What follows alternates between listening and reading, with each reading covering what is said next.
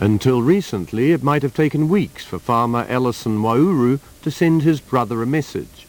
Ellison lives in Ilawa, one of the 850 islands that make up the Solomon Islands, a South Pacific nation. His brother lives in New Zealand, thousands of kilometers away. Now, thanks to a groundbreaking project, Ellison can communicate with his brother almost instantaneously at a very small cost. Letter would take me about 1 month before I receive it, but the email that I use today is about just about a minute from here to New Zealand, so that is so easy for me to communicate. Ilawa Island is one of the 9 locations throughout the Solomon Islands where the People First Network, or PFnet, is available. PFnet is a network of email stations that connect the once isolated archipelago. The stations are usually hosted in provincial clinics, schools, or other accessible and secure public facilities. Email operators assist customers in sending and receiving messages at nominal cost. Each remote email station connects on schedule several times a day to the hub station in Honiara, the Solomon Islands capital. Incoming or outgoing emails are transferred between remote stations, the hub in Honiara, and the internet. Since February 2001, PFnet has run a very successful internet cafe in Honiara. People use PFnet for contacting their friends and family, business partners, and for educational purposes.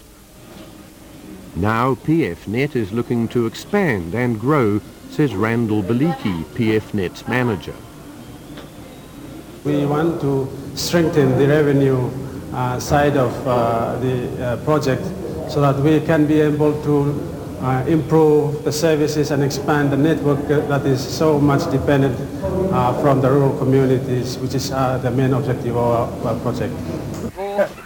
The rural email stations use a simple, robust and well-proven technology consisting of a shortwave radio, a basic computer and solar energy. This technology was deemed appropriate considering the scattered and remote nature of many of the islands. The system has been working very well indeed. Supported by UNDP, the UN Development Programme, PFnet has found a balance between technology and the needs of people, says Edo Stork, an information technology project manager with UNDP. It's not like a technological solution imposed on people. It actually addressed a need of the people.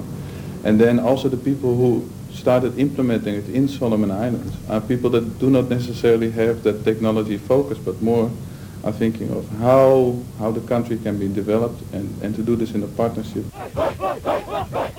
The Solomon Islands have just come through a difficult period of serious ethnic unrest. PFnet is helping to bring people close to each other, and it's a practical example of bridging the digital divide. The United Nations World Summit on the Information Society, sponsored by the International Telecommunications Union, which will take place in Switzerland next December, will look into the information revolution and its impact on the international community. PFnet proves that information technology can also benefit low-income rural populations, even in some of the most remote parts of the globe.